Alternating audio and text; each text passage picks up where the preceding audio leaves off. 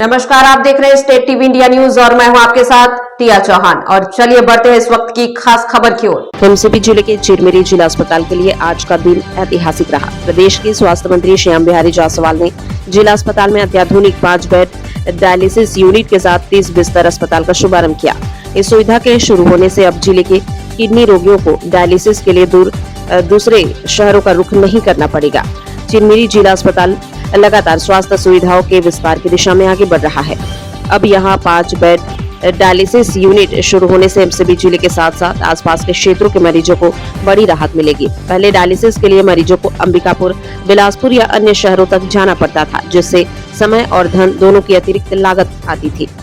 आर्थिक रूप से कमजोर और मध्यम वर्गीय परिवारों को सबसे अधिक परेशानी उठानी पड़ती थी। अब यह सुविधा स्थानीय स्तर पर उपलब्ध होने से मरीजों को बेहतर, सुलभ और समय पर उपचार मिल सकेगा। जिला अस्पताल में इस नई सुविधा के शुभारंभ को क्षेत्र के स्वास्थ्य सेवाओं के लिए एक महत्वपूर्ण उपलब्धि माना जा रहा है। मंत्री ने कहा कि अगले साल जून में डॉक्टरों के निवास का उद्घाटन करेंगे और साथ ही बहुत जल्द अटल आयोग लैब का भी उद्घाटन करेंगे।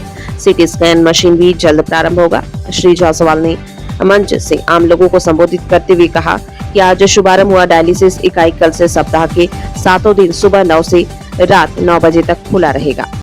देखिए, ये चिरमिरी के लिए एक नया अध्याय प्रारंभ हो रहा है और जिला चिकित्सालय एमसीबी के स्थित इस चिरमिरी जिला अस्पताल में 5 डायलिसिस यूनिट आज प्रारंभ हुए हैं। उसमें 3 सामान्य हैं जिन्हें नेगेटिव भी कहते हैं और 2 पॉजिटिव जैसे हेपाटाइटिस बी और हेपाटाइटिस सी के भी होते हैं, तो 2 नेगेटिव के भी हम लोगों ने मशीन लगाए हैं। और निश्चित रूप से लोगों को एक हमारा नगर निगम क्षेत्र है और ऐसे कई मरीज हैं जो दूर दराज जाकर डायलिसिस नहीं करा सकते थे। कई लोग अंबिकापुर जाते हैं, कई लोग बीच में बैकुंठपुर हमने कराया तो वहाँ जाते थे, अब मनेंद्रगढ़ हो गया तो मनेंद्रगढ़ भी जाते हैं। लेकिन अब लोगों को यहाँ स्थानीय स्तर पर ही डायलिसिस की सुविधाएँ उपलब्ध होंगी और साथ ही उसके साथ ये 20 बिस्तरी जो हॉस्पिटल है, एक नया वार्ड है, उसका भी आज शुभारंभ किया गया है। सोशल मीडिया में देखने को मिलता है कि मनेंद्रगढ़ में ज़्यादा काम जा रहा है, चिरमिरी में नहीं आ रहा है, तो आपने ITI के तहत भवन बनाने की बात की है।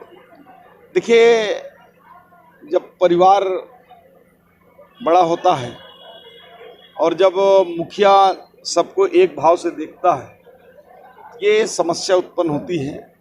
वो परिवार के सदस्यों को लगता है कि मेरा कम ध्यान दिया जा रहा है, मेरा कम ध्यान दिया जा रहा है। जब एक परिवार में एक व्यक्ति के लिए जब नए कपड़े आते हैं तो दूसरे को लगता है कि उसको ध्यान नहीं दे रहे हैं, लेकिन जब दूसरे को आता है तो वही जो पहले के नए कपड़े मिले होते हैं उसको लगता है कि मेरी उपेक्षा हो रही।